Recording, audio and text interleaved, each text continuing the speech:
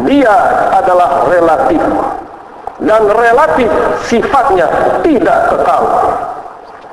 Karena ketidakkekalannya itu, biasanya manusia akan terus mencari jalan alternatif yang dikiranya dapat membahagiakan dirinya. Akan tetapi, makin dituruti, dia makin out of control, dan sesungguhnya mereka telah terperangkap dalam ilusi. Sidang Jumat yang dirahmati Allah, Rasulullah SAW bersabda bahwa Allah telah berfirman, manakala aku timbul di hati hambaku, lalu aku lihat orang yang menguasai hatinya, menggantungkannya dengan berzikir pada aku, maka akulah mengendalinya, akulah yang memberitahunya, akulah yang menggembirakannya. Hadis Qudsi. Pemahaman Allah ada di dalam hati adalah sebagai analogi berikut ini. Bukan si matahari yang ada di dalam rumah, akan tetapi cahaya si matahari itulah yang ada di dalam rumah itu. Si matahari tetap berdiri di tempatnya, dia tidak pernah masuk ke dalam rumah. Yang masuk ke dalam rumah itu adalah cahaya si matahari. Cahaya matahari itu dapat disebut sebagai gelombang cahaya panjang, karena gelombang cahaya antara matahari sebagai sumber dengan rumah yang disinari olehnya tidak terputus.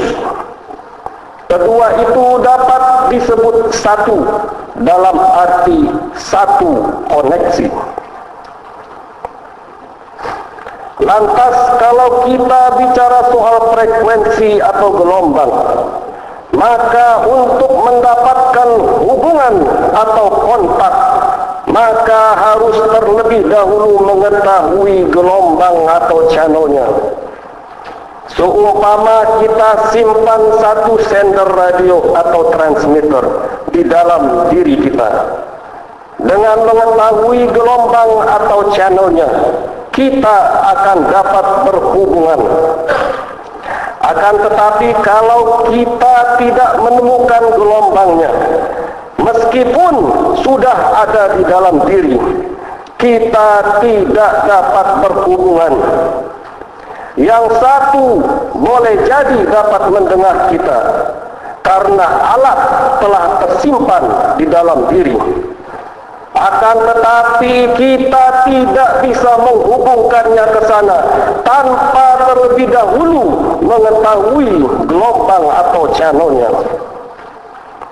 Begitu juga dengan diri kita. Dengan mendapatkan gelombang yang sama, maka hati itu dapat bergetar dengan frekuensi Allah. Barulah dia mencapai maqam mahmuda, kedudukan yang terpuji, dan derajat kebersamaan dengan Allah, dan derajat kebersamaan dengan Allah Subhanahu wa Ta'ala. Dan kebersamaan ini dalam bahasa fisikanya adalah berharmonik. Berharmonik frekuensi dia dengan frekuensi Allah Subhanahu wa Ta'ala. Wa huwa ma'akum aynama kuntum. Allah bersama kamu di mana saja kamu berada. Al-Hadid ayat 4. Hati yang pelus, hati yang dilatih terus berzikir menyebut nama Allah. Pada nantinya Allah sendirilah yang akan menzikirkan hati itu dari dalam. Itulah zikir yang sempurna. Fazkuruni azkurkum wazkuruni wala tazkurun. Zikirlah engkau pada Allah, maka Allah akan zikir akan engkau. Ini adalah pekerjaan yang paling sulit dikerjakan di dunia ini. Akan tetapi kalau dikerjakannya secara kontinu, konsisten dan bersungguh-sungguh, hijab yang telah bertahun-tahun melekat pada hati itu lambat laun dia akan merontok, dia akan terbuka, dan barulah terdengar getaran zikir kalimat Allah yang selama ini terpendam di dalam hati sanubari itu. Seluruh alam semesta dengan segala isinya berzikir pada Allah Subhanahu wa Ta'ala. Apakah kita harus meninggalkannya? Sabbaha lillahi ma fis samawati wal ardh wa huwal azizul hakim. Semua yang ada di langit dan di bumi bertasbih kepada Allah, dan dialah yang maha perkasa lagi maha bijaksana. Al-Hadid ayat 1. Jadi melatih hati sanubari menyebut kalimat Allah adalah mutlak, karena pada nantinya si ruh itulah yang akan terus berzikir dalam keadaan berbaring, dalam keadaan duduk, berjalan, dan bahkan saat dicabut ruhnya sekalipun, si ruh akan terus berzikir dengan kalimat-kalimat Allah. Rasulullah SAW bersabda, barang siapa yang pada akhir perkataannya adalah menyebut la ilaha illallah, maka dia masuk syurga. Hadis riwayat Abu Dawud. Dalam dunia fisika telah dibuktikan bahwa dua frekuensi yang berbeda, apabila kedua itu berharmonik, maka yang kecil itu akan bergetar karena digetarkan dengan yang besar, dan yang kecil tidak mempunyai kekuatan apapun dan sedikit pun. Inilah dia, la haula wala quwwata illa billah. Tiada daya kekuatan melainkan daya kekuatan Allah. Makin dia cium, makin besar getarannya. Makin besar getaran itu, makin halus energi itu. Allahu Akbar. Ternyata hukum Allah, sunnatullah, hukum alam, dan hukum teknologi sekalipun makin banyak ditemukan sama dasar hukumnya. Dan karena itulah Nabi kita mengatakan, al-Islamun ilmiyun wa amaliyun. Islam adalah ilmiah dan saintifik, dan dia adalah amaliyah. Begitulah kehebatan al-Islam. Dia adalah ya'lu wa la yu'la, sangat tinggi dan bahkan tinggi lagi. Pada akhirnya, ayat demi ayat, hadis demi hadis dapat ditemukan kebenarannya dan dapat direalisasikan sedikit demi sedikit oleh manusia yang mau mensucikan jiwanya. Barakallahu li wa lakum fil Qur'anil azim, wa nafa'ani wa iyyakum bima fihi minal ayati wa dzikril hakim, wa taqabbala minni wa minkum tilawatahu innahu huwas sami'ul alim. Wastaghfirullaha li wa lakum wa liwalidayya wa liwalidayyikum wa lisairil muslimina wal muslimat fastaghfiru fa ya fawzal mustaghfirin wa ya najatat ta'ibin.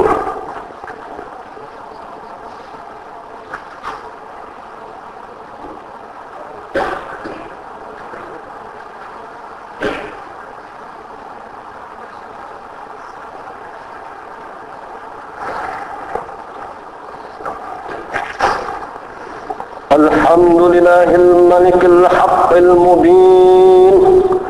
اللهم اغفر للمسلمين والمسلمات والمؤمنين والمؤمنات الأحياء منهم والأموات إنك سميع قريب مجيب دعوات. يا أيها الذين آمنوا صلوا عليه وسلموا تسليما اللهم صل على سيدنا محمد وعلى آل سيدنا ومولانا Muhammad. Sidang Jumat yang dirahmati Allah, Rasulullah sallallahu alaihi wasallam bersabda, "Man 'arafa nafsahu faqad 'arafa rabbahu." Barang siapa mengenal dirinya, maka akan mengenal Tuhannya. Untuk mengenal diri, kita harus bermula dengan mengenal qalbu, yang artinya hati. Di mana letaknya dan apa fungsinya.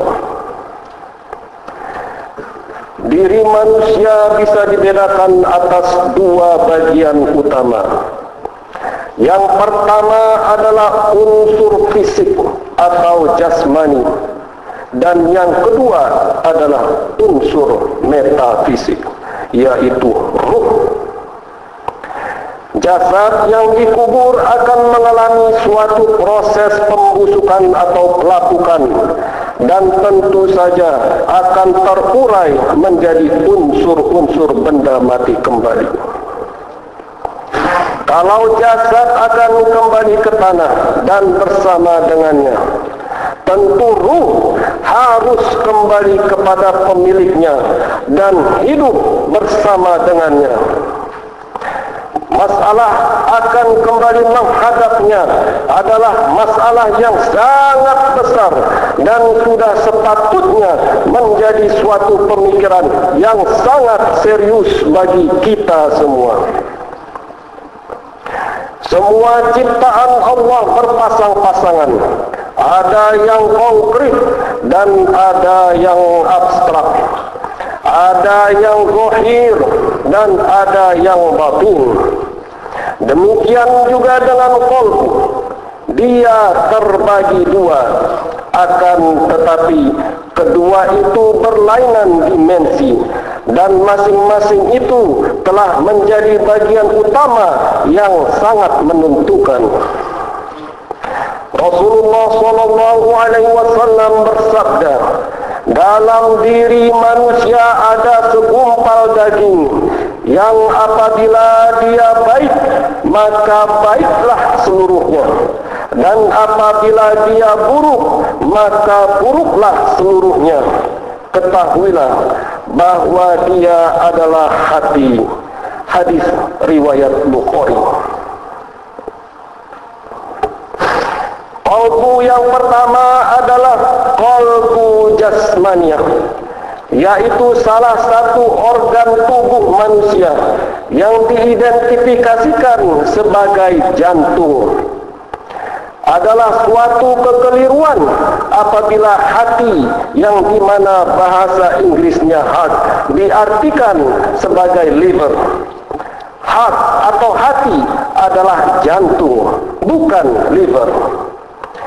Dijelaskan juga bahwa jantung adalah merupakan salah satu organ terpenting dalam tubuh manusia, dan bahkan merupakan motor utama dalam pengaliran darah.